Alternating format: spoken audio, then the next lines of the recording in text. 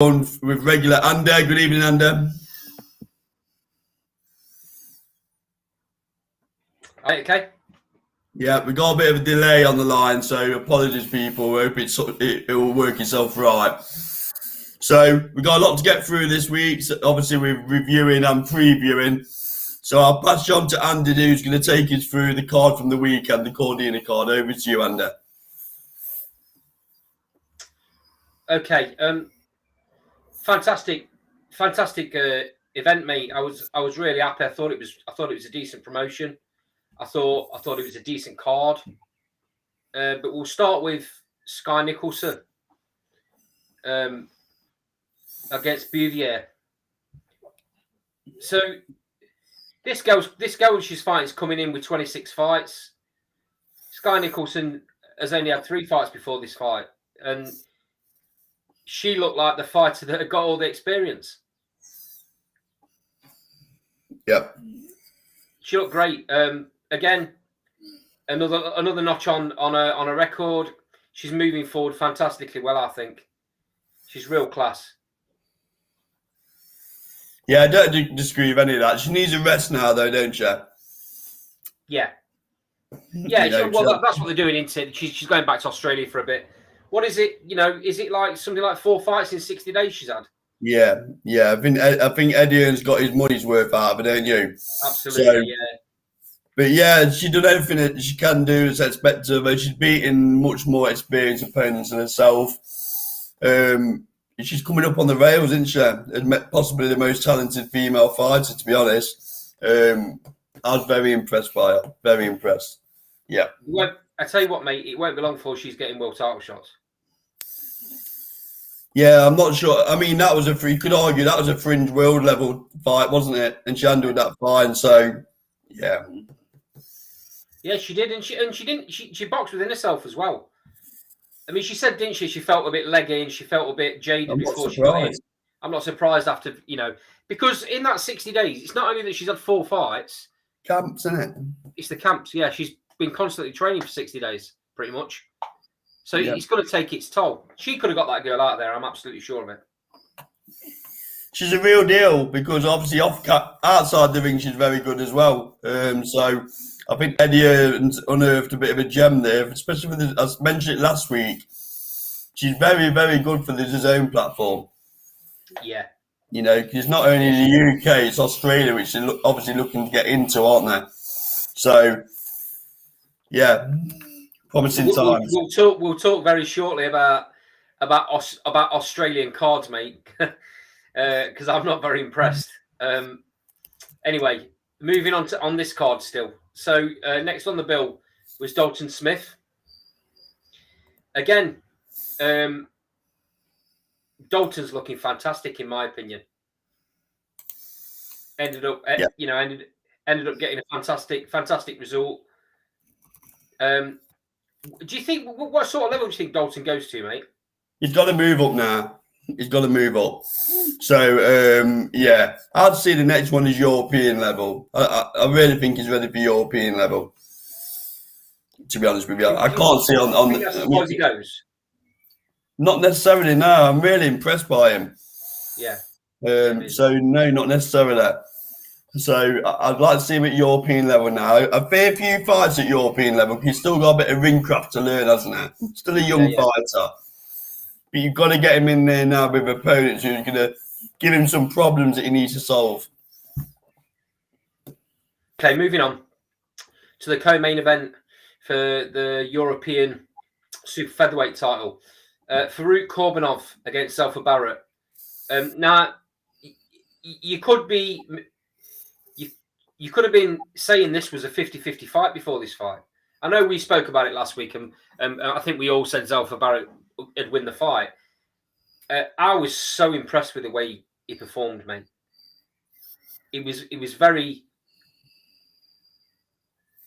very spot on with the tactics he was getting from the corner. He was going out. That was class, isn't it?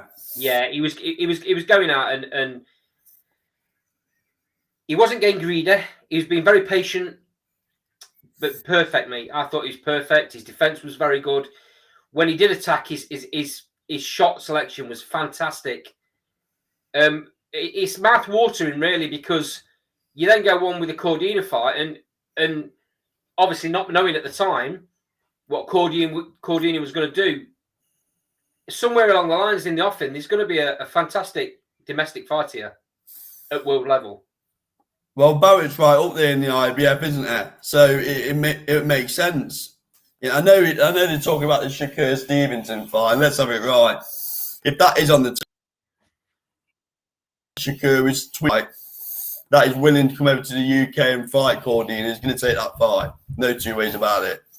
I think before that happens, I think if I'm not mistaken, someone might correct me here, but I believe the mandatory was paid to step aside money so Cordina could take this fight. So I think he's got a mandatory to take first before he thinks about anybody else. Before he thinks about Shakur Stevenson or before he thinks about Zelfa Barrett. All I'm saying though, if it's a choice between Stevenson and Barrett, there's only one winner, isn't there? Oh, of course, and he makes more money. More money. But with him, I mean, Barrett is well within his rights to say, hold on a second, I was higher up in the rankings than Cordina before the fight. Barrett was sat at number 2 in the IBF. Cordina was sat at number 3. So realistically, if all being right, whether you agree with those rankings or not, Zelfa Barrett probably should have got the shot. Yeah, it don't happen like that, does it? We know that. No, it doesn't. It doesn't. But what I'm saying is he deserves the shot now off the back of that. Yeah. Off the back of that European win. I mean, Korbanov's is no mug, is there? And he made him look bang average. I mean, it was a wide points decision, so it should have been as well. Yeah, it was a wide points decision. He did make him look bang average. Zelfa was proper on it, wasn't he? Very, very good. I mean, interestingly enough, in the WBO, you got Archie Sharp, hadn't you, quite high up? So, again, that could be a potential. I mean, that could be a potential fight, couldn't it? If the stars align. I think the problem is what often happens with fighters, and not necessarily fighters, but managers and promoters, they'll angle a fighter down a certain sanctioning body, won't they? You see it a lot with you see it a lot with Frank Warren. He goes down the WBO route a lot, doesn't he? And obviously Eddie Hearn's gone down the IBF route with his fighters here. So I don't see Zelfa Barrett going anywhere. I think he'll sit and wait for his shot. He'll probably end up having to. He'll probably end up having to defend his European title first. I would think. There's no shame in that, is there? What he'll probably get a tick over fight until obviously the world title shot presents itself. So I just think Barrett just needs to keep getting. He needs to be nice and active, doesn't he? And keep getting the fights, and the world title shot will come. He's on the same platform as a world champion currently, so he couldn't be better positioned, could he? No, right, exactly. So moving on to the headliner. Wow, Kenichi Ogawa. We said, didn't we? We didn't know a lot about him before this fight. He'd come in with a decent knockout ratio. Everyone thought he was dangerous. A lot of the pundits were saying that Cordina would be silly to stand and trade too much with him. He'd have to do that at times, but he's better off using his boxing skills. And then he comes out and does that in the second round. Yeah, you're not going to hear this very often, but I was wrong. I didn't think he had that punch power in him. I know he's had a lot of hand problems, and by all accounts, he's been operated on now, and his hands are all kosher. I just didn't think he had that in the locker, he showed. I mean, he's one hell of a dangerous fighter if that's what his punch power was like. Well, quite clearly, if he can land a shot like that, as heavy as that, there's nothing wrong with his hands anymore. Well, the guy was asleep, wasn't he? Let's have it right. He tried to get up as well, but he was all over the shot. Yeah, well, you give Ogawa credit. Like you say, he was out cold, and he tried his hardest twice to get up. That just shows his fighting spirit. Yeah. But Cordina, I mean, he set the shot up so well with that feint. He wasn't even looking, and that was the beauty of the shot. That's what knocked Ogawa out, was the fact he didn't see that. I thought Cordina struggled first round a little bit. I thought he had an average round first round. I thought it was close. It don't matter if you're going to lay him out in a second, does it? No, you're always going to get that when you're coming up against a fighter you don't know too much about. Because it was Ogawa's first defense, by the way. So he'd only won that title the last fight out. So not a lot would have been known about him. You can watch footage, but it's not the same as knowing a fighter, is it? No, he's not fought outside of Japan many times, has he? And that's problems as well. That's right. But by all accounts, that feint and overhand right worked on, camp. So they've clearly watched what Ogawa does, and they've clearly seen that he drops that left hand. Wow, I mean, Jesus, what a punch, mate! That's how you win a world title, isn't it? Yeah. No arguments there. No one could turn around and say, "Oh, Cordina won that world title because he's on home surface." I mean, Gary Lockett says it was the biggest knockout in Wales ever. So I can't argue against that, mate.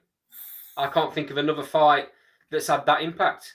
And I didn't realise it was the first new Welsh world champion since 2015. I didn't know they'd been waiting that long. Lee Selby, the last one, wasn't he? Yeah. But, it's wild, that is. Absolute quality fighter, Cordina. I'd like to see him have. If I'm being completely honest, though, I'd like to see him have a couple more fights before he even thinks about Stevenson. I know it's a massive carrot. Different gravy, Stevenson, isn't it? Stevenson's mustard. Cordina might be just as good, mate. But you don't know because you've not seen him go in against somebody that you don't land that shot on Stevenson though, because he's gone. Too much movement. You never know, mate. You never know. That's how I what you need to appreciate with that shot though is it's the feint that gets the knockout, not the punch. Yeah, there's a few caveats though, and like I always say, we don't know how good that he is, do we? Let's be honest. Yeah, we don't know how good he is, do we? Let's be honest, for his opponents. And I still say Stevenson won't be there. Well, he's got it all on with Stevenson. Of course he has. Stevenson's exceptional. Stevenson's up there in the pound for pound rankings. And that's why I'm saying that I think Cordina ought to have a couple of fights before he goes there. That was only his 15th fight, let's not forget. He needs to get in with some slick opponents because that's what Stevenson is, isn't it? He's slick. Yeah, but Cordina's slick as well, mate. I'm not saying Cordina's... we're not going to know if he's at that level until he gets in. No. But you listen to anybody that Cordina's trained with or been in camp with. I mean, look at what Buatsi was saying about him. He's the best fighter he's ever seen. Well, Stevenson was very quick to call him the best in the UK at this weight, wasn't he?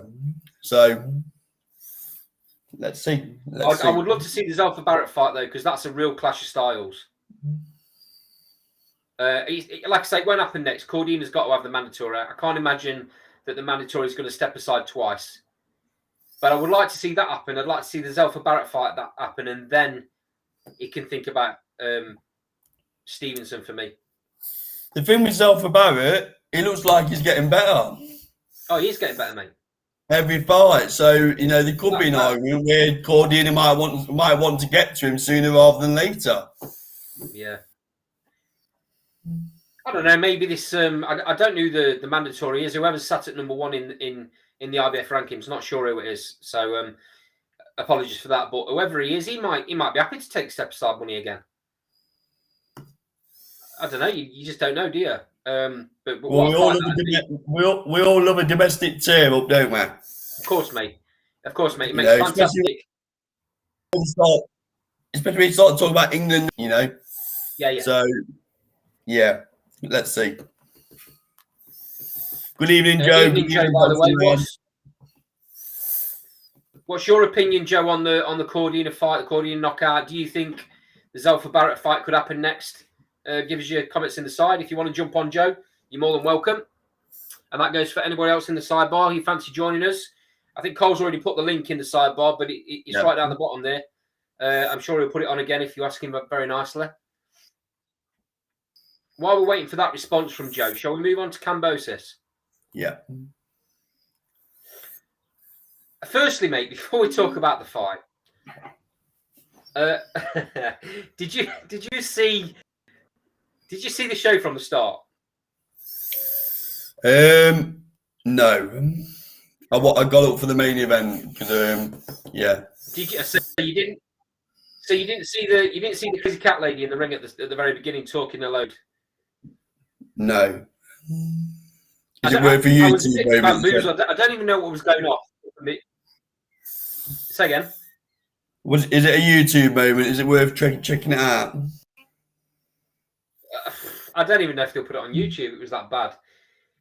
It must have been something to do with heritage and Australian history. But this woman come in looking like they dragged her out of I don't know, out the bush, and then babbled on about something or another for 10 minutes.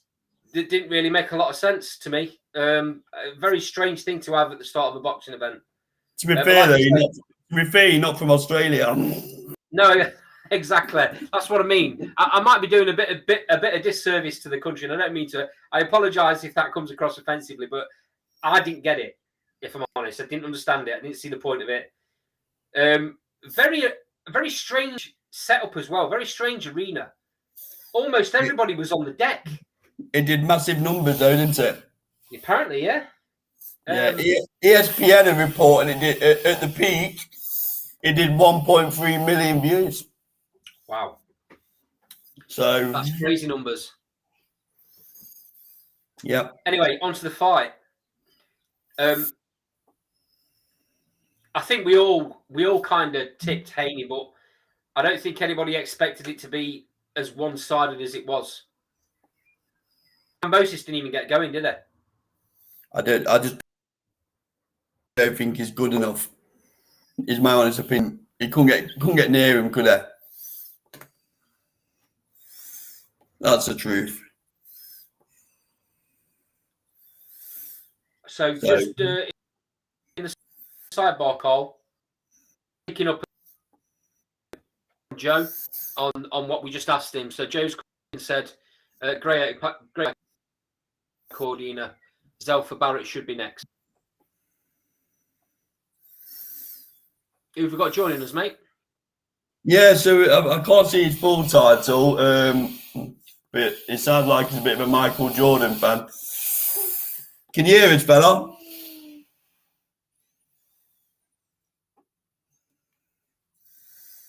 Hello? Your mic on, mate. Carry on, Andy. Carry on. We'll let him work it out. Yeah, so Joe's saying he'd like to see the Zelfa Barrett fight next. I think that's exactly what we were saying. It'd be great, mate. Back to Haney and Kambosos. I've never seen anybody look more like Floyd Mayweather than Haney. I think even Haney looks more like Floyd Mayweather than Floyd Mayweather does. The problem with that is, I think you know where I'm going to go here. For me, it's boring. Yeah, I mean, it's a sweet science, isn't it? Hit and don't get hit. It depends it depends what's your bag. Because you could argue. Don't get me wrong. Don't get me wrong. I appreciate the quality. I appreciate how good it is. I appreciate that he completely took Kambosos' game away from him. And Kambosos couldn't attack because of his style. I understand that. I understand how good it is. I understand how good Mayweather was. But for me, it's just boring. It's just not what I like as in a fight. I like a come forward fighter that has good ring craft, or even a slick fighter that boxes. But Haney's just he basically waits for a fighter to make a mistake before he attacks, which is, like you say, if that's the sweet science, I get it, I understand it, and he'll probably stay champion for a very long time. I mean, if we look at, give me your opinion of what you think of him, and then we'll talk about who he might fight next. I thought he's absolutely brilliant from a technical point of view. I take your point regarding entertainment, but he just made Kambosos look absolutely bang average. And this is the bit where I get a bit annoyed with these rematch clauses. because it was almost a bit of a free hit for Kambosos, wasn't it? You know, because he knows he's got the rematch in the bag. And by all accounts, Haney's got to travel to Australia again. Yeah, it's shocking. So I'm not, and Kambosos bang on about, I need to go back to the drawing board. I'll repeat, he's just not good enough. That's the truth. He's in a killer of a division.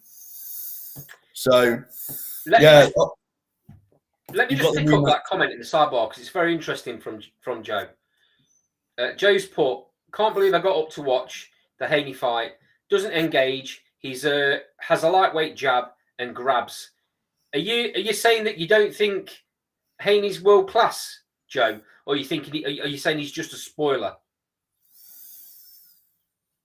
And then you've put Klitschko. I'm not sure what you mean by that.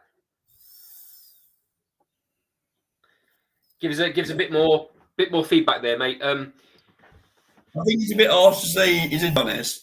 I'll take your point on the entertainment bit, but I thought technically it was different gravy. He nullified. He is different gravy, but he's got that style, Enty, that isn't gonna enlighten the world of boxing. People aren't gonna love it, are they? Jab and grab, just like Klitschko. Yeah, I'm sure. I see. I kind of see what he's saying to a point. Is that Klitschko used to do that to stop any offensive move from his opponent. My personal opinion is that Haney's a much more skillful fighter than that, and he was just making Kambosos miss more than he was grabbing at times, but he was making Kambosos miss, and it was only when Kambosos landed the shot and got into range that Haney nullified it by holding. But again, surely that's part of the sweet science, isn't it? I get it though, mate, because like I say, it's not. I won't rush to get up in the morning or stay up all night long to watch Haney fight again. For that reason, it just doesn't entertain me enough.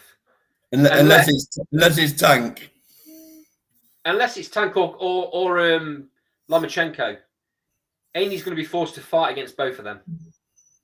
And then you'll see a different fighter. I think he went over and did the job. That's the truth of it. Stuck to the game plan and executed it. So Fitzspringer's what Haney did what he needed to. It takes two to tango. Kambosos didn't make it a fight. Completely agree with you, mate. That was a completely different Kambosos to the Kambosos that fought in that last fight, wasn't it? He was very aggressive, but then again, he was fighting a fighter that's very aggressive.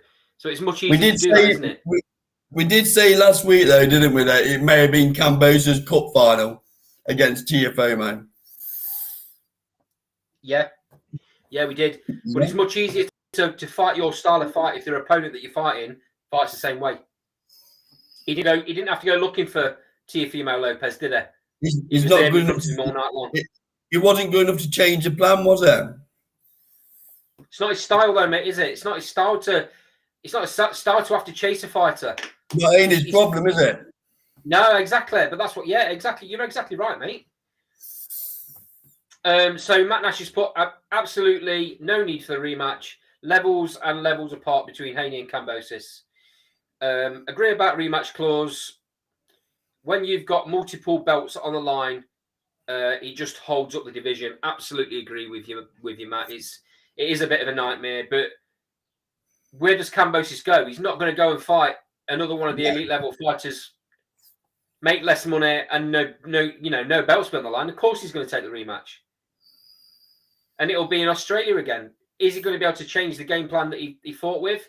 Probably not, because that's his style. But he makes massive money, and then if he loses that, then he'll go and fight one of the other guys.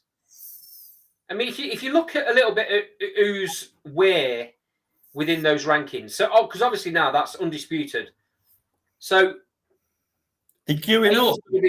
Eddie's going to be looking over his shoulder at all the other guys that are sat at number one in the rankings. So looking at the last rankings, Lomachenko is sat at number 1 in the WBC and the WBO. The WBA, Ramiro sat at number 1, and in the IBF, Lemos is sat at number 1. So there's lots of options, and then you've also got the WBA regular champion, Tank Davis. So there's lots and lots and lots of options.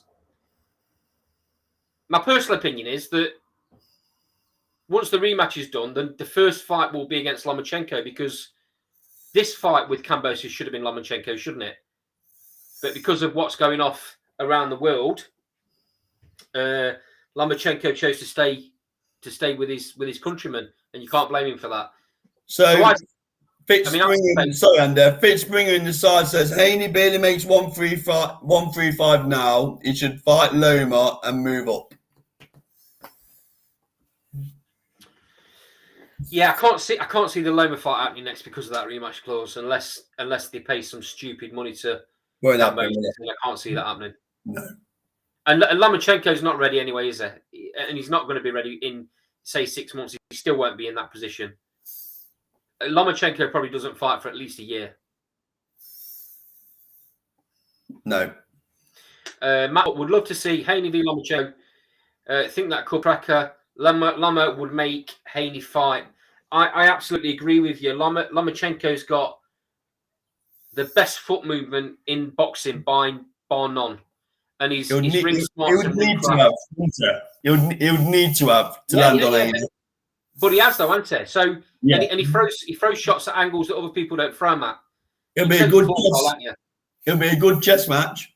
That's what it would be for a little bit. Well, he's going to put Haney in a position where he's having to move a lot more than he currently does. Because if you look at the fight, he doesn't move that much. He's just got such a good defensive posture and structure. You know, like the Mayweather thing where he holds behind, rolls and holds behind that eyes behind that shoulder, almost sideways at times. Yep. Definitely, Lomachenko definitely makes him fight. But are you going to get the best Lomachenko if he comes out in the next 6 months? No, not at all. I just don't see it happening because of that rematch. But he's Lomachenko would want a couple of tune-up fights, wouldn't he? So you're not talking about that fight anytime soon. I don't think he will, Carl. I think he'll go straight in. No, I don't. Not for a fight of that magnitude. So, anyway, should we move on to the biggest heavyweight fight of the year? Yeah, let's do that. And the best promoter in the world that's still wearing the same clothes that he wore in the 80s. The only thing I would say is, let's see if you can still do that at 90. No, I know, mate. I know. Very strange press conference, though. Yeah. I mean, that conversation about if Trump was still in charge, Russia wouldn't have invaded and all of that. I don't know what that's got to do with boxing. I mean, we didn't see the question that was asked to him, though, so maybe he was just answering what was asked. Very, very odd thing to say in a press conference for a world heavyweight title fight, though. The only thing I would say, and you've seen that I've been tweeting this, it's a bit of a kick in the teeth for American fight fans, isn't it? The fight starts at 11:30 UK time, which is roughly about 6:30 Miami time. Makes you wonder why they've done that. The only thing I can say is that the American broadcasters really don't give a damn about this fight.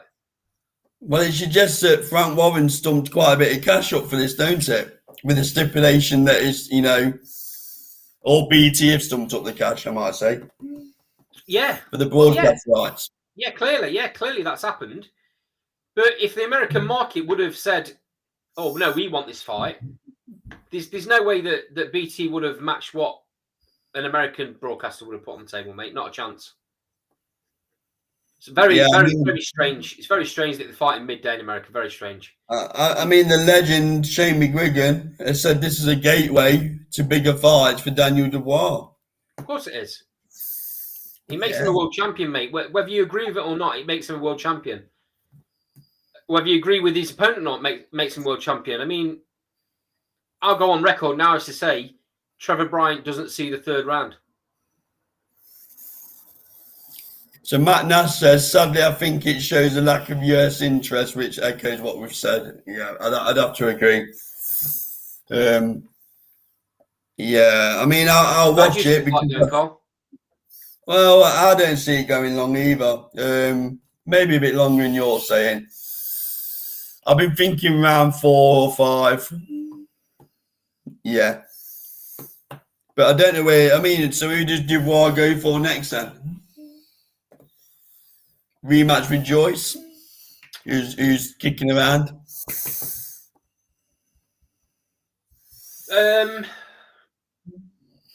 Potentially, but if they follow the route that they're already doing, the WBA, they seem to be getting rid of these regular titles. They seem to be amalgamating. If you look at the divisions now, there's not many divisions that have got a regular champion and a super champion. So slowly but surely, they're getting rid of the regular title by making the regular champion fight the super champion. So, Barry McGuigan, Shane McGuigan is probably right. This puts Dubois right up there if he wins this fight. You know, he may be put as mandatory for the WBA. That don't mean he's going to get a shot anytime soon, but it puts him up there, mate. My only point with Dubois is I still think he's got a lot of learning to do before he jumps in with any heavyweight of note. I think he's still got a lot of learning to do. And I think he needs to do that in the ring rather than working with the legend on the pads. I agree. He does. This is gonna tell us a lot about where he is though currently. Trevor Bryan's no big heavyweight. He's not a top 10 heavyweight for me. He should be blasting him out of there, shouldn't he? And I think he will do. But then it's going to be a case of who's next, because like you say, he's not getting a shot against Usyk or Joshua anytime soon. What about the winner of Yuri Fiore versus Hunter? Well, apparently that's been made, hasn't it, for a final eliminator for that belt? That'll be interesting because I think either of them give Dubois a fight. I think Yuri Fiore beats Dubois. I think Yuri Fiore beats Hunter and he beats Dubois. He's very underrated, Yuri Fiore is, and he's gonna prove it this year, mate. This is his time, I think. So Joe's put in the sidebar. Dubois will become mandatory for the super title. Yeah, that's what I was thinking. I agree with Jimbo. Joyce was left in a worse position than Dubois. Dubois got a big fight on the Jake Paul card and is now fighting for a version of the WBA belt and will soon be in a position to fight Usyk or AJ. I think Frank Warren's, I wouldn't say he stitched Joyce up, that's a bit strong. But he clearly had a favourite in between. He clearly had someone who he wanted to win out of them two, didn't he? He definitely wanted Dubois to win. But when he come out of that though, mate, what he did do is he put Joyce in a position. He got Joyce into a mandatory spot for the WBO. Now, Joyce isn't going to give that spot up to then go down another route, is he? He's going to wait for that mandatory challenge. He's going to wait for that mandatory shot. So Joyce is in a bit of a difficult position, along with the number one mandatories for all the other belts. They're all sat waiting, aren't they? Because this heavyweight division's been held up for like 3 or 4 years now. Because they don't want to stick and twist to that. They want to stick and make sure they get that big title fight. But why wouldn't they? They've fought their way to that position to get to the mandatory spot. They're not just going to give it up, are they? And risk fighting somebody. You know, we all know with the heavyweight division, mate, you expect certain fights to win, but it only takes one punch. I just wonder what George thinks though when he sat there seeing Dubois in the world title fight. I know WBA, still a world title fight, and he sat treading water because he'd be over. Yeah, I know. Sat treading water without an opponent as well. By the way, yeah, it's very strange. I feel a bit for him. I don't know. He's got this fight against Parker now, hasn't he? Where I should be getting excited about that fight, Colin. I'm not. I think Joyce wins it easily all day long.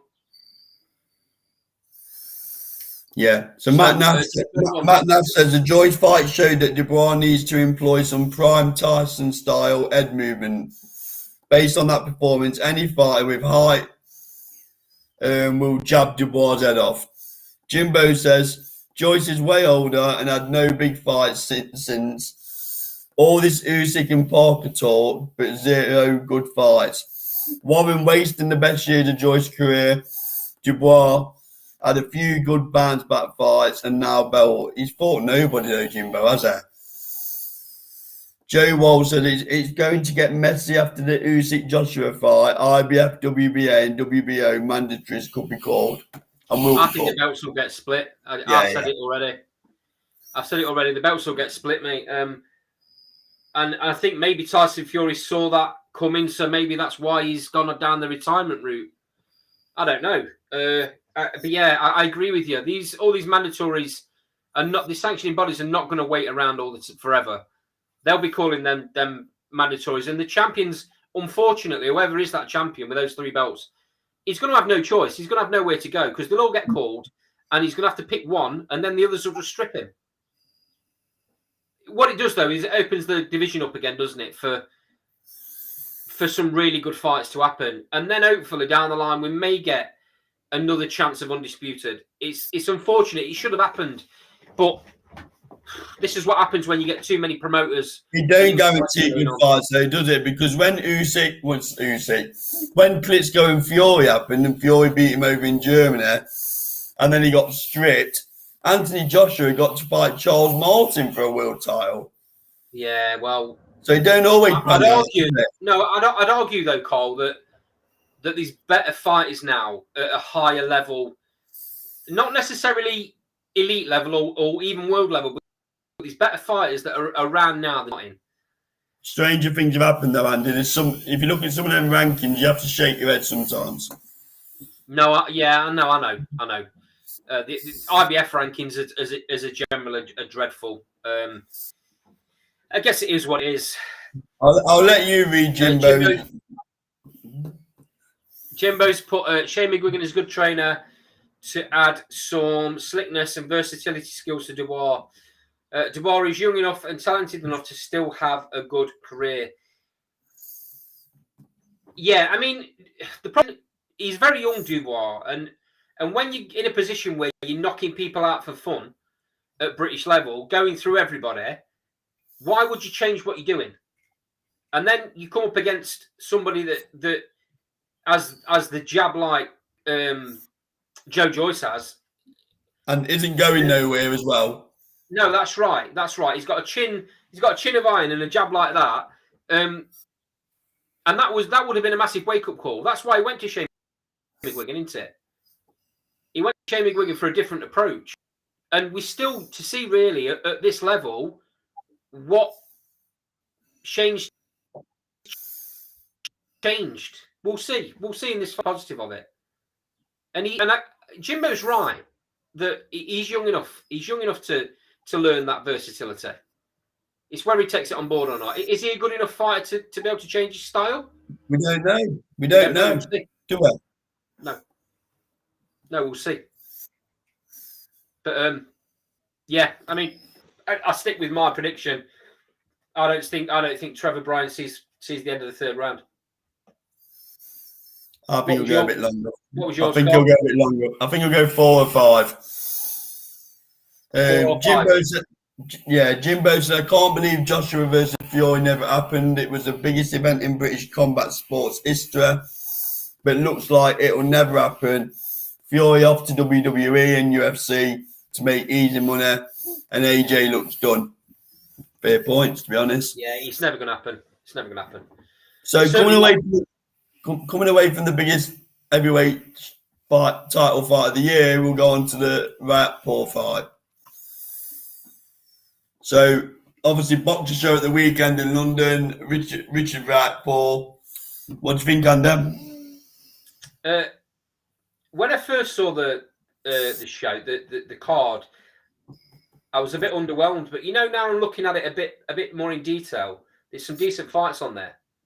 Congo's on there, isn't there? So Chris Congo's fighting Sebastian Formella, who's famous for the Conor Benn fight and running all night long.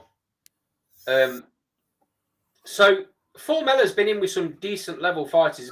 Yeah, he's been in with Sean Porter, he took to points. Conor Benn took Conor Benn to points, but that's because he don't engage. Of his 23 wins, he's only got 11 knockouts, which tells you quite a lot about his style. Chris Kongo's still a little bit, in my opinion, a little bit of an unknown. His biggest fight was against Michael Mickinson, and he lost that fight. The trouble is, isn't it who needs him, Club Inter? Yeah. You know? I personally, mate, I see Kongo winning the fight, but I see it going to points because Formella don't like to engage. You mean Congo, not Ben? Say again? You said Conor Benn then, didn't you? Don't you mean Congo? Sorry, yeah. I see Kongo. Yeah, I see Kongo winning the fight on points, but because Formella don't like to engage, so it's going to be very difficult to get Formella to a position where you're going to be able to land the big shots. He might go looking though, because he needs to make a statement, Congo. Yeah, he does need to make a statement. This is for one of these Mickey Mouse belts, isn't it? WBC interim silver, whatever Mickey Mouse belt. I think you can win them on Hook a Duck, can't you? On the Goose Fair. Make no sense, these belts. Absolute waste of time.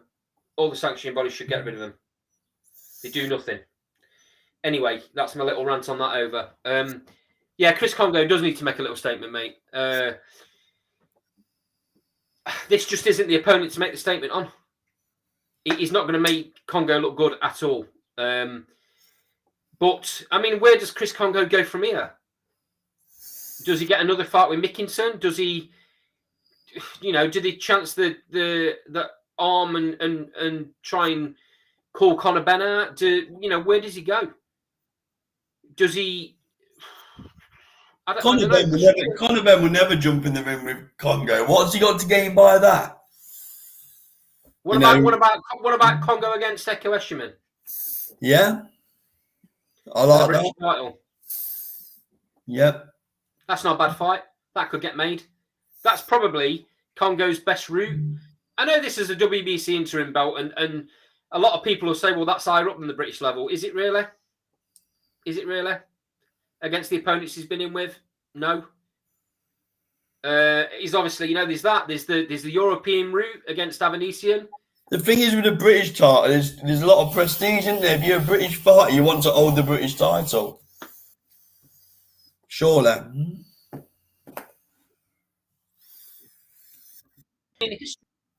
A lot of promoters these days, they don't take the fighters down the traditional route. Of English, British, Commonwealth, European, and then world title. They bypass all of that because they don't want to fight the decent level English fighters because they end up being wars. They end up going and fight European fighters that they know are going to be an easier target. Well, your prime example was Denzel Bentley wanted the other week on Channel 5. What a scrap that was. Unbelievable, mate. Unbelievable. And they both deserve that fight as well. I hope that rematch happens. Brilliant. Absolutely brilliant. Okay, moving on. This next fight. Jermaine Brown against Zach Chelly for the English super middleweight title. What a fight this is. I think the super middleweight division's wide open on the world scene. I know taking out the mix for a minute, but everybody else, I think Brown's very underrated. I do. I quite like Zach Chelly, but he's a bit of a puncher into it, and he's not difficult to hit. No. So I'm going for Brown on this one. I think Brown will break him up. It's interesting, isn't it? Zach Chelly, he's had a bit of a layoff. He's not been very active. He come back and had that fight just recently, and he didn't look great. You know, he didn't get going, and it took him to get that nasty cut to spark something inside of him that you know made him want to fight. Hopefully, he's a bit more switched on because Jermaine Brown, interesting. It's going to be a very close scrap. This could be the fight of the night. Yeah, I think it will be. Okay, I'm going Brown late stoppage. What did you predict? Yeah, I think Brown will break him up. So I'm going to go round 9. Stoppage for Brown.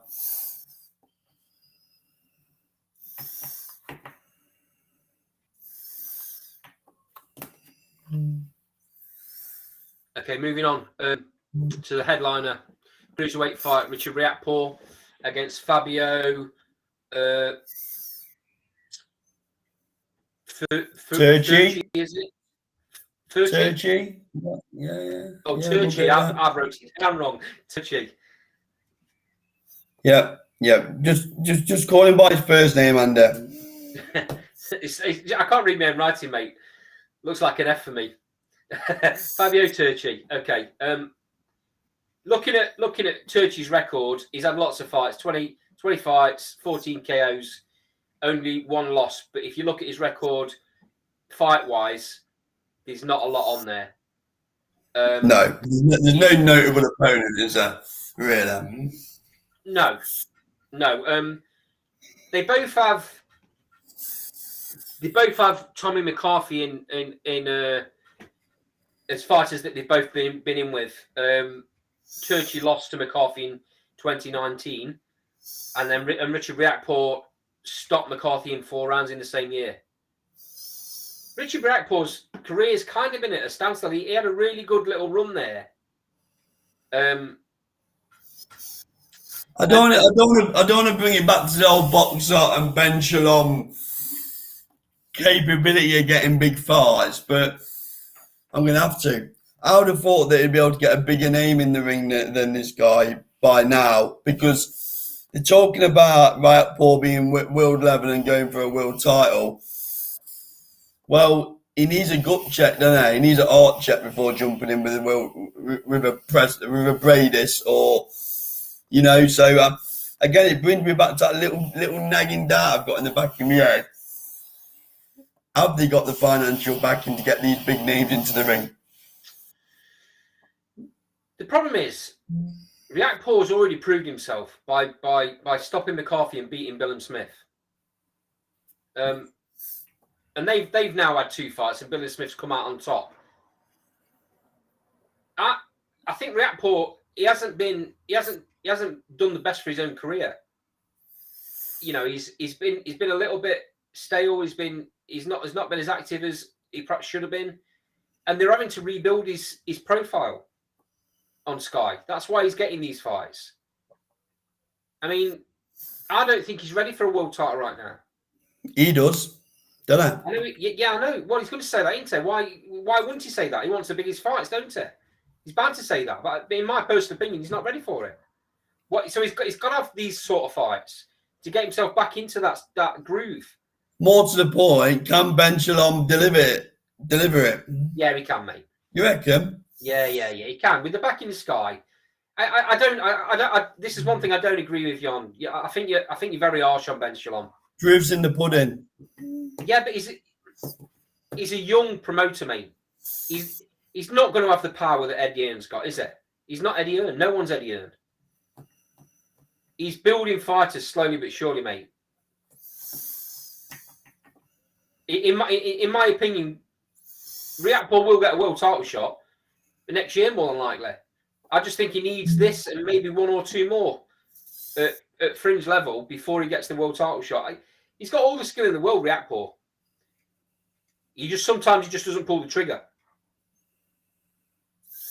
Yeah, and I mean, Joe alludes to that in the side. Joe says, I'm a big fan of Riakporhe, but he's become hesitant under Angel Fernandez. Looks like he's not sure when to engage. Yeah. I completely agree with you, Joe. Because he has got all the skill in the world. I just think he lost a bit of confidence with that little downtime he had. And he never got that push that he needed when he was with Eddie Hearn, when he was with Matchroom. He never got that push.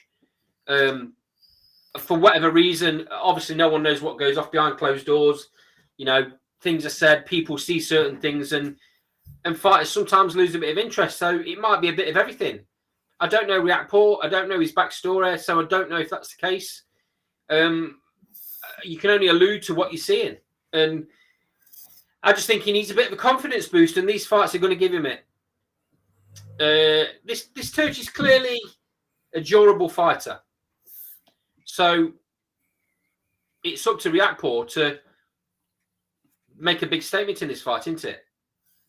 If he's going to go on, if he's got ambitions of being world champion, then he has to do a number on Turch here, don't he? Yeah, he does. And on the back of that, mate, I'm saying Riakporhe stops him, and I think he stops him very late on. I'm going to go round 11. I'm going earlier. So I think I'll go round 5. Riakporhe knocks him out. Actually, saying that, is this even a 12-round fight? Yeah, it will be. I'm saying round 11. It might only be a 10-rounder, but I'll stick with 11 anyway. I'm not too sure whether it's a 12-round fight or not. It don't matter to my prediction, does it? Okay, moving on to our next topic, mate.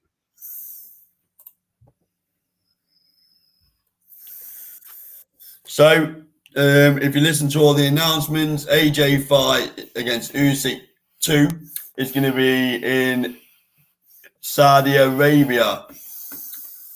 So, obviously, he's announced his recent new trainer, blah, blah, blah.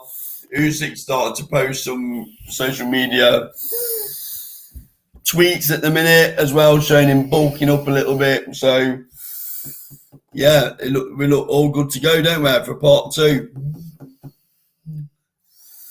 What do you think about it being in Saudi Arabia? I'm not, to be honest with you, if you listen to, I mean, the interesting bit is which platform it's going to be on, because obviously there's still a bit of debate whether it's going to sign with Sky or DAZN. That intrigues me a lot more than the build up to the fight at the minute. Right. I'd like to know what they're thinking in the sidebar regarding which platform he goes with. There's a lot of to and fro in, isn't there, with Eddie Hearn and Adam Smith, handbags at dawn and all that malarkey. It's a bit crap, really, isn't it? Yeah, but I do like to see Adam Smith get a bit spiteful for once, and and fight back a little bit. So I think, you know what though, I think he feels like he's been kicked in the teeth by Eddie Hearn. Well, Eddie Hearn he left him with no fighters. So exactly. He left him with no fighters, and then he's calling him a poor platform. And Eddie Hearn come out and said something along the lines of he's throwing loads of money at fighters. Well, what else is he going to do when he's got no fighters? What really upset him was that Sky didn't publicise Katie Taylor, did they? That's what really pissed him off, to be honest. Was it on Sky? Was it on Sky? Again? Was it on Sky? No, his point was that they didn't publicise it on Sky Sports News or anything. Was it on Sky? Not to my knowledge, no. Right, exactly. So why would they? Well, his argument was that they do little bits and pieces on other fights, such as Tyson Fury. They did Fury, didn't they? Oh yeah, but Tyson Fury's was under Top Rank. They've got a deal with Top Rank. Yeah, of course they're going to advertise Tyson Fury. Eddie Hearn made his bed, so he's going to have to line it, mate. If he wants his fighters advertised on Sky Sports, you should have stayed with Sky Sports, mate. Don't cry now you've moved. You went to bigger and better things, Carl. Imran, good evening, Imran. Imran says that he thinks Joshua's going to DAZN. Joe thinks AJ will be mad to leave Sky. Do you know what I think is going to happen? I think they'll do a deal. I think this is all handbags and it's all build up. I think they'll do a deal. I think it'll be pay-per-view on Sky in the UK, and I think he'll be on the DAZN platform around the world. No, but who do you think he's actually going to sign with, though? I don't think he will. He'll just go fight by fight. Why would it? Yeah.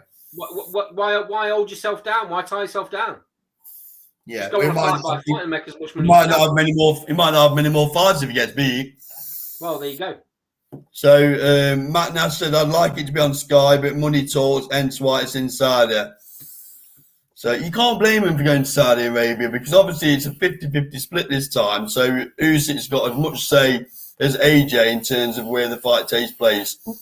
Now, if the site fees are a lot more inside than they are in London, which is more than likely going to be, it makes commercial sense. So that's where it'll go. It makes commercial sense, but it's not going to be a raucous, interesting atmosphere. Is it?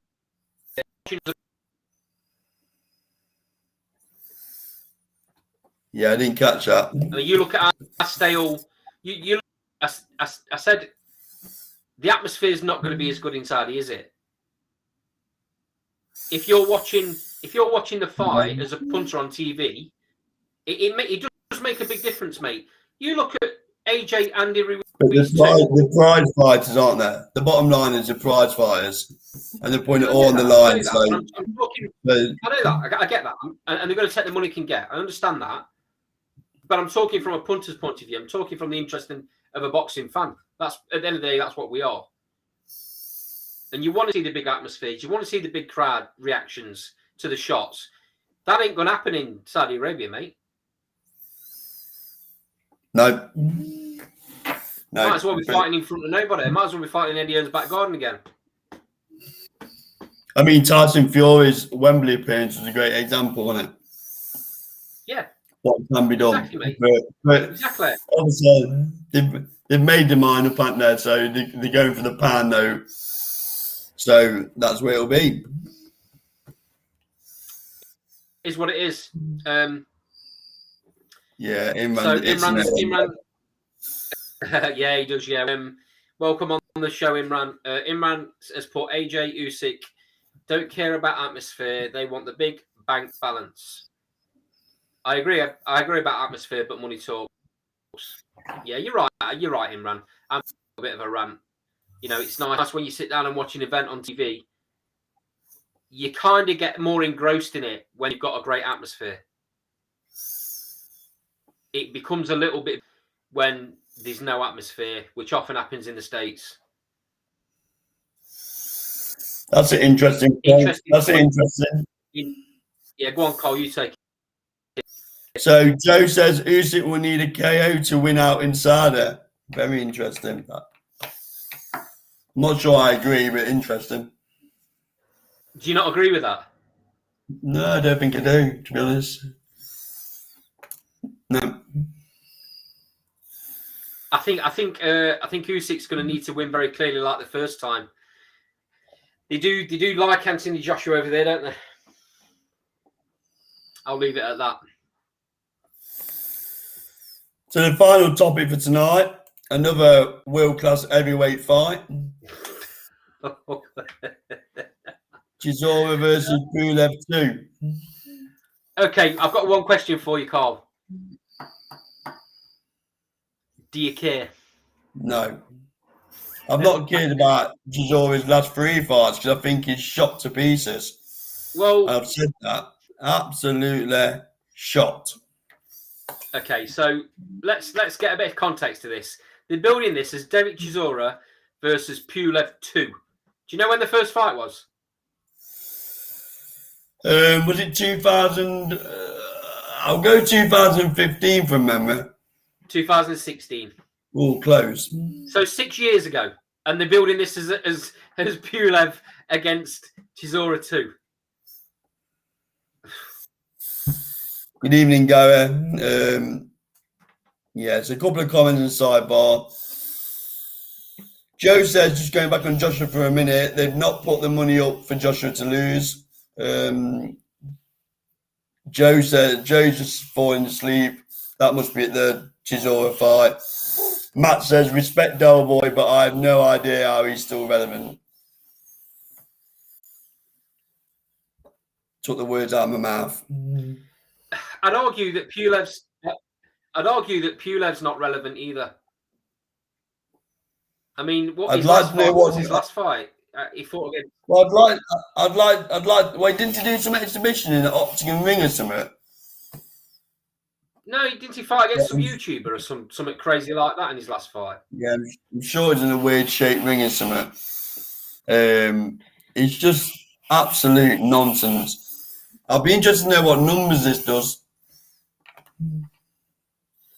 To be honest, It does absolutely nothing, mate. It does absolutely nothing. I mean, it's at the O2 Arena, and obviously Del Boy's got a real strong fan base there, so the crowd will be there. The atmosphere you will be know good. the thing. Why I got my little rant now. The thing that really winds me up about Eddie Hearn, and I respect him for his ability as a promoter, blah blah blah. Get all the pleasantries out of the way.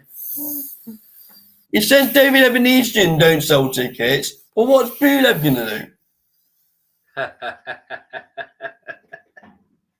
Answers on a postcard. Well, yeah, but Eddie No, I mean, Hearn that's changes why his he's narrative to fucking suit. fair. Eddie Hearn changes his narrative to suit whichever fighter is pushing, mate. They all do it. They all do the same thing. I'm not blaming Eddie Hearn for that comment because they all do the same thing. They all come up with these narratives. But yeah, that it doesn't stand up. You're right. It doesn't stand up, does it? This fight No. doesn't. This fight doesn't do any numbers, mate. It probably feels. It probably feels like the O2 because Chisora's got a very loyal following of fans. But I just don't see. I'll have a pint on it with you so you don't sell out the O2, no matter what the undercard is. I just don't see the relevance of the fight. What does either guy get from this? Are you taking me up on my bet? Are you taking me up on my bet? I'll have a pint where you say don't sell the O2, no matter what the undercard. No, I'm not, mate, because I'm not that confident. I'm not that confident that it sells It out. doesn't sell the O2, no way. I'm trying to spin a little bit of positivity, but I'm struggling on to. I just wonder what the DAZN executives must think when they pick the proposed fights up and go, oh, Chisora versus Pulev. Really? You know?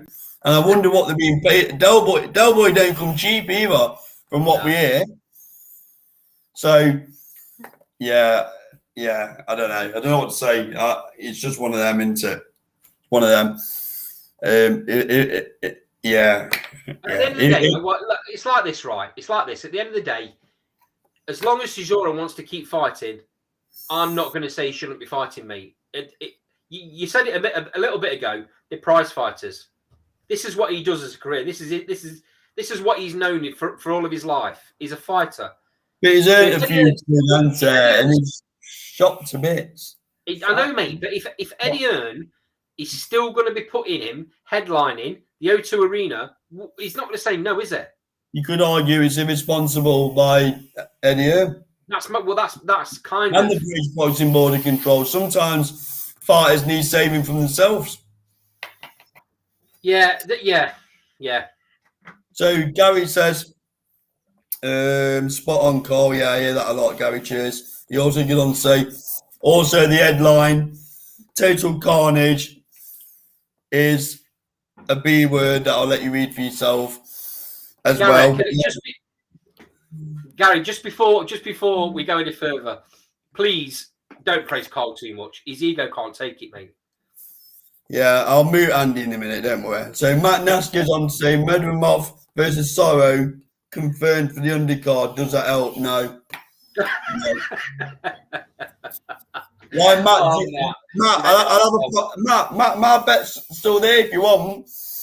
I'll bet with you a pint that you don't sell out the O2 even if you book Canelo on the undercard. Bless. Gary says, nothing, I like Gary. Nothing helps it to be fair, laugh out loud. I'm not sure Del Boy's got that big a following in London either. Oh no, he has. He does have a loyal following, mate. Not to put out the O2. Right, though. You're probably right. He doesn't sell the O2 out, but even he does have a following in London. He does. Matt Nash says no. Matt Nash says no dies. That must be code word for something. This is not a main event fight, is it? Nash says no dies. Again, must be code word. It doesn't sell out my living room. No, you don't. I'd like to know what numbers it actually does. It's not amazing. The Eddie Hearn I- put the spin.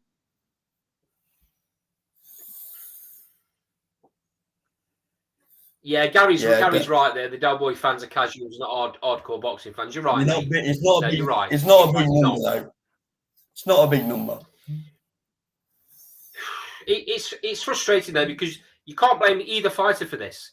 If they're going to be offered this fight, they're going to take it. Oh, by the way, Derek, here's another £350,000. Oh, and by the way, you're headlining the O2 again. Oh no, I don't want that, Eddie. Eddie, I don't want that. I don't want your money, mate. I won't take that. No, you're all right. I'm not bothered. Just on a side note, Matt, I've never heard the phrase "no dice." Means I'm not taking your bet. What are you? I'll have a pint you're having.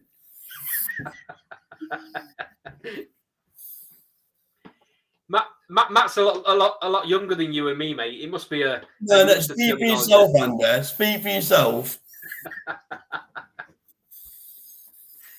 So, I reckon. What do you think Chisora versus Pulev does in terms of big viewing figures, Andy? Come on, give us a laugh. TV viewing figures. Yeah, on the Oh. zone. In the sidebar, what numbers you reckon the viewership just go? I think Laurel does a great job on the zone. I dread to think, mate. I dread to think. I really dread to think. They've got to put, seriously though, but seriously for a second, they have got to put some really, really good 50-50 fights on the undercard for people to even be interested. If it's not a good card, mate, I won't even be watching the fight. Why don't you put that other massive ticket seller on Conor Benn?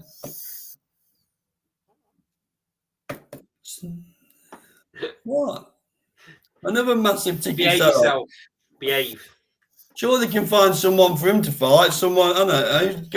I don't know. Who would you What throw a him shock. in with? What a shock. Cole's brought the live show back round to Conor Benn again.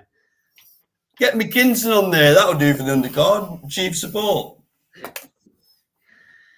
At least supports me. At least supports me. You know, you got Eddie Hearn. You talked about it earlier. You got Eddie Hearn slagging off other promotions because they put on cards that aren't worth it, and then he puts this as an headlining fight. Again, I don't blame the two fighters. I don't blame Chisora. I don't blame Pulev. They're both coming to the end of their careers. Everybody knows that. They're both not the fighters they were. Everybody knows that. And then Eddie Hearn goes and makes it an headliner at the O2 Arena. Who's the mug? He's certainly at the two fighters. They're going to take the payday. Yeah, of course they are. Of course they are. I'll be amazed if the Zone don't lose money over this card, though. Amazed. Joe's put, yeah, bruv, get the destroyer on the bill.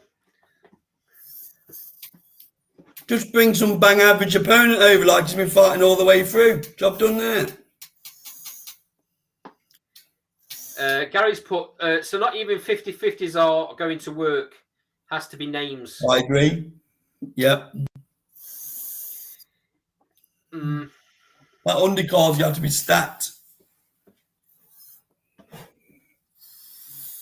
So, anyway, in the sidebar, any topics you want us to talk about?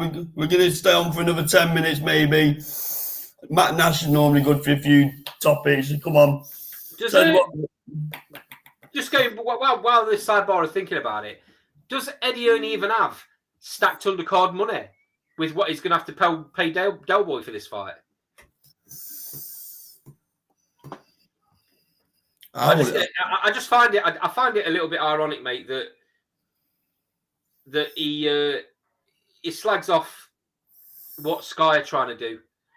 He's always slagging off what BT do, but then he makes this as an headlining fight. Don't get me wrong, he's obviously made some amazing fights. You know, Lee Wood Conlon, Taylor Serrano. You can name them this year. There've been some brilliant fights. But you can't come out with the statements Eddie Hearn comes out with about other promotions and then put this fight as a headlining fight. You can't do it. I know he's got to fill his dates. I know he's got to fill his roster of fights and his roster of dates. He's getting pushed by DAZN to fill cards, but fair enough. But put this fight on halfway through the card, because no disrespect to the two fighters, that at this stage in their career, that's all this fight is a mid-card fight. It's a Saturday night fight night on Sky Sports, isn't it? Yeah. So Matt Nash said, thinking about Cordina, what is the best one-punch knockout punch you've seen? I've got to be honest, Tyson Fury's uppercut is right up there. I thought it's a beautiful shot. I think I'll go with Callum Smith's one-punch knockout in his last fight. I'll tell you what's also up there, and Carl Froch's shot against George Groves. Oh, well, no, that's top of the bill. Sorry, I forgot about that one. And in front of 80,000 people, if you don't know, because Carl Froch never talks about that. No. 80,000 people at Wembley Arena, at Wembley Stadium. That's the greatest one-punch knockout in the history of boxing. I'm sure it's 85, 90,000 by now. So Gary says, not sure, as I haven't been on for long, but did you guys pick up on Inoue and where he goes next in regards to weight classes and opponents? Also, Haney versus Loma, possibly Shakur versus Cordina. Yeah, we've talked about the Haney and the Cordina stuff, Gary. We haven't talked about Inoue. I tell you what, I am going to bring up. We've just done an interview about the dark arts of boxing, which will be on the channel when, Carl? Putting me on the spot. It'll be on by the end of the weekend. There we go. So that's with Francis Cruz, who's done a couple of interviews with us. Great guy. He's got a lot of experience. He's a boxing journeyman, but with some great stories. So it's a fun little interview. But we talk about the dark arts of boxing on it, and I don't know if you've seen some of the stuff on Twitter, Gary, but Paul Smith brought up a very interesting topic, and that was the way that Inoue's hands were being wrapped. Now, although it may not be completely illegal, I think Paul Smith's got a point that it's not right. The way his hands were being wrapped is not right. If it was under the British Boxing Board of Control, he wouldn't have been allowed to have his hands wrapped like that. Wasn't it Liam Smith?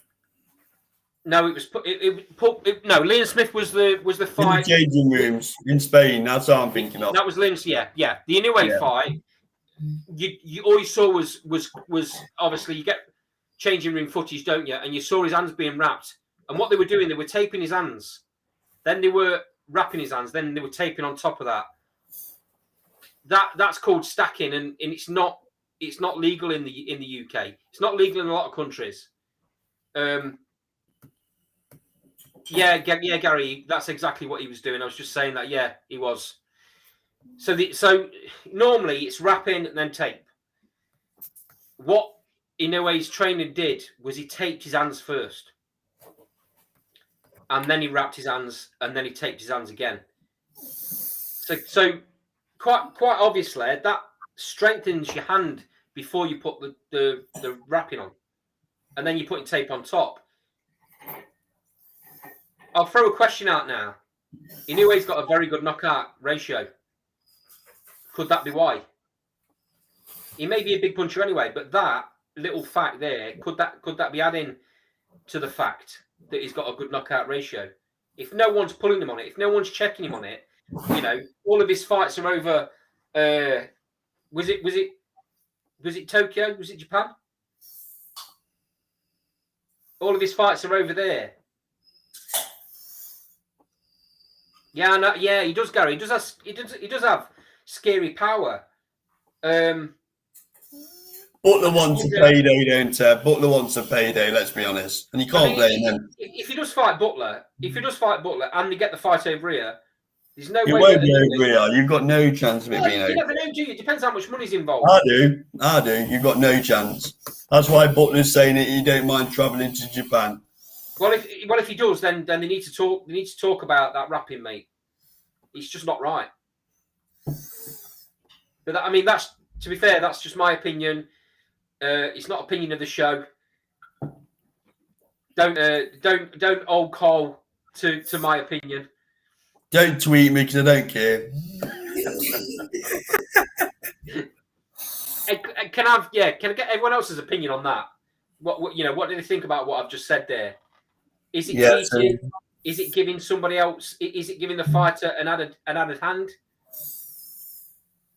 Do you want to pick some of the comments up, Carl? Good evening, El Punch. I hope I pronounced that right. So Matt Nash said, I read that stacking creates a cast almost when sweat gets into the wrap. Gary said Joe Gallagher will pick them up on that. He's all up on the Tricks fight week. Yeah, to be fair, Joe Gallagher does watch them like a hawk. What's that one that Fitz Springer's put down? Yeah. I can't read that now. So Fitz Springer says, but it is true Nonito asked for that style of rapping. Someone said he did. He did. Someone said he did on Twitter. So yeah, that wouldn't be allowed in the UK. I'm absolutely positive.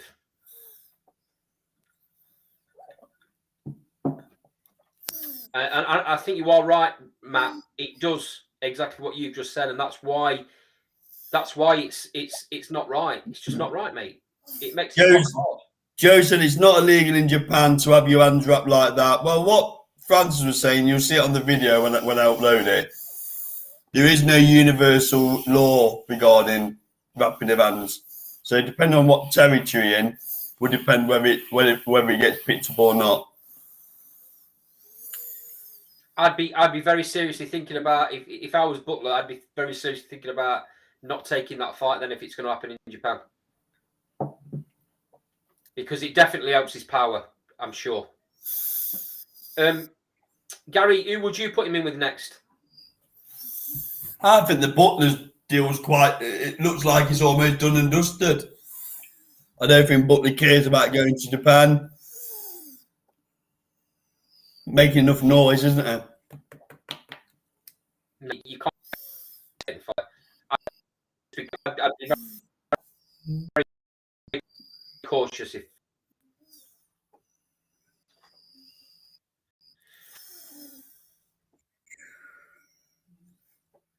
Right, another couple of minutes, guys. So any comments you've got, please post them before we end the show. So we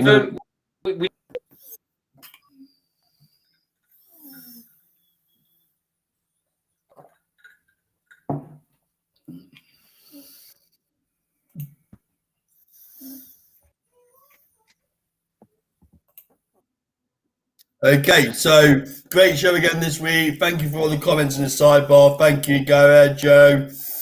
El Pinch Punch, welcome to the Dust Bowl Boxing. Everyone who's posting the side, thank you very much. See you next week. Live.